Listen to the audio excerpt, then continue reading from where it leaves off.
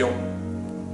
Beaucoup rêvent d'être élus à des fonctions honorifiques, à des fonctions de pouvoir, ou les deux à la fois. D'aucuns, les plus capables sans doute, eh bien, se considèrent comme incapables d'effectuer ces missions honorifiques, ces missions de direction. Et c'est un petit peu comme cela que se déroule l'histoire de l'humanité depuis la nuit des temps. Concernant l'histoire d'Israël, la parasha de Shemini que nous allons lire cette semaine nous renvoie à ce principe. Puisque la Torah nous dit « Vayomer Moshe la Aaron » Moïse dit à Aaron « Kerab el ha-mizbeach va'aseh tratatecha ve'torlatecha » Approche-toi de l'autel et accomplis les offrandes, chatat, ola, sacrifice expiatoire, holocauste. Et Rashi, commentant ce passage, nous dit « Approche-toi de l'autel » parce que Aaron avait honte, il était gêné de s'approcher de l'autel du Mizbeach.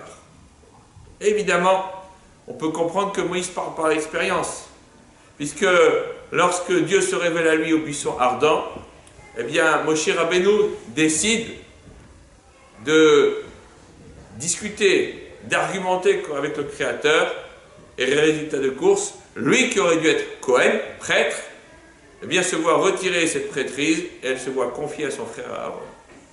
Donc lui, il en a tiré les leçons et il dit à son frère, il ne faut pas avoir honte, il faut y aller.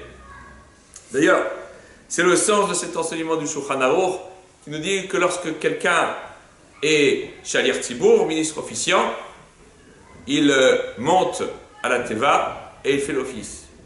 Mais si ce n'est pas le Shalir Tzibour, si ce n'est pas l'officiant habituel, il se doit de refuser une première fois.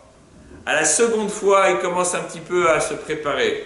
Et ce n'est qu'à la troisième fois qu'il monte et qu'il accepte de faire l'office pour toute la communauté. Mais ça, c'est à la condition que ce soit un kidam qui le lui demande. Mais s'il s'agit de quelqu'un qui est plus important que lui, religieusement s'entend, et qui lui dit, par exemple, le rabbin de la communauté lui dit, vas-y, monte, fais l'office, il ne doit pas discuter, il doit y aller. Parce que justement, en meservin et gadol, parce que quelqu'un est plus important, plus grand, en Torah, eh bien on ne peut pas le lui refuser. Plus forte raison devant le Créateur du monde. C'est exactement ce qui se produit ici.